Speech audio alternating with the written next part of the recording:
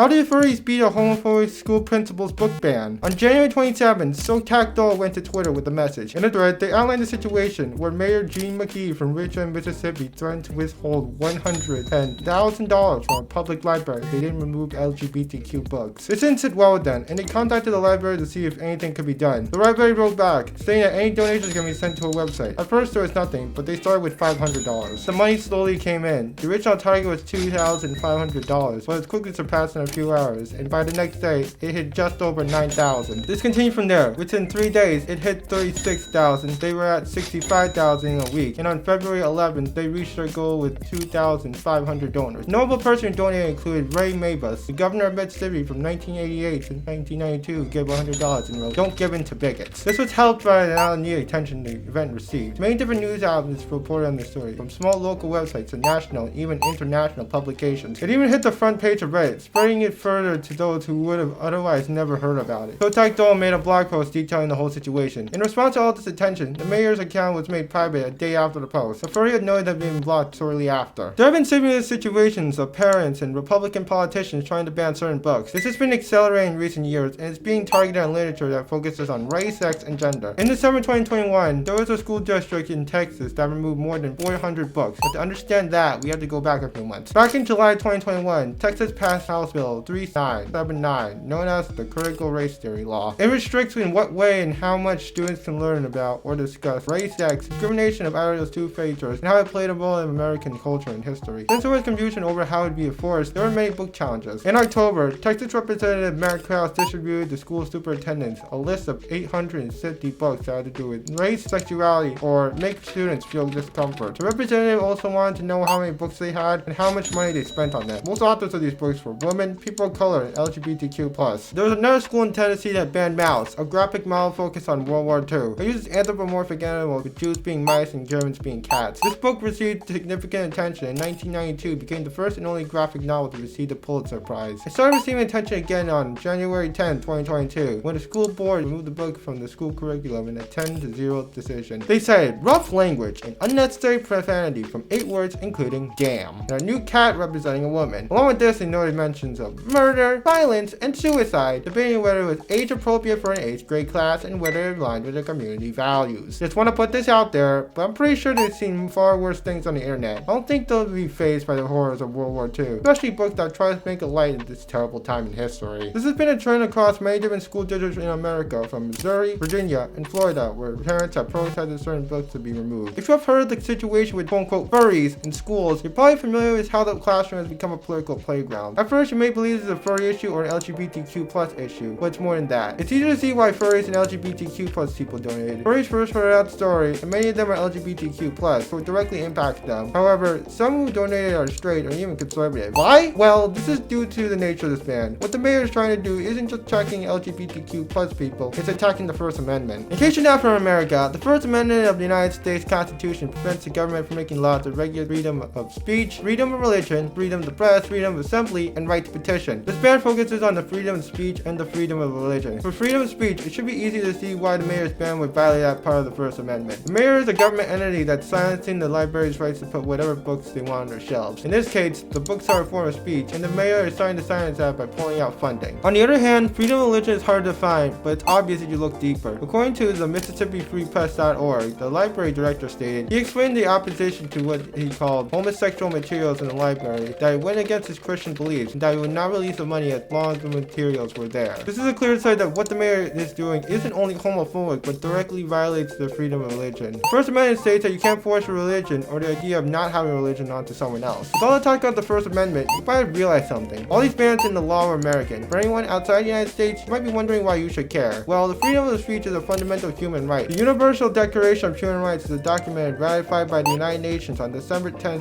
1948. Article 19 states, everyone has the right to freedom of opinion and expression. This right includes freedom to hold opinions without interference and to seek, receive, and impart information and ideas through any media and regardless of frontiers. With all this being said, we haven't even gotten to the real questions around this situation. Was what the mayor did even legal? They didn't even know that. In an interview with the organization, when they asked if they had the power as mayor to withhold the funds, they stated, "That's a legal question. I don't know that I do or do not, but right now we're holding the money." That's irresponsible and could put the mayor in a lot of trouble. However, in a recent board meeting, the library staff asked asked their legal counsel that question, and the answer put simply was, no. Even while it's illegal though, the amount of time it would take to get it through the courts and eventually overturn would be long enough to cause considerable damage to the library. It didn't happen because of the people who helped donate and keep the building stay afloat. Along with this, we haven't gotten to the real problem with these book bans. It only brings more attention to it. Remember Mouse? After it was banned, sales of the book increased to the point where it became an Amazon #1 bestseller. On January 30th, it became the #1 overall for books on Amazon. A week ago, it wasn't even in the top 1,000. This situation is a symptom of the increasing level of dissatisfaction of people across the country. Many are fed up with the current state of politics or resorting to extreme measures to achieve their goals. However, by doing that, it calls into question the founding principles of the country, and that's not good for everyone. Whether you're furry or not, LGBTQ+ or straight, no matter what side of the political spectrum you fall on, I think we all agree that denying money to libraries and the people who run them to remove some books is unacceptable. What is being lost is not only the information that these books contain, but the people who help run these places. I just hope that the people continue to fight back against these politicians and eventually vote them out of office. If you want to see another impact of politics in schools, check out a politician declaring that furries were in the classroom.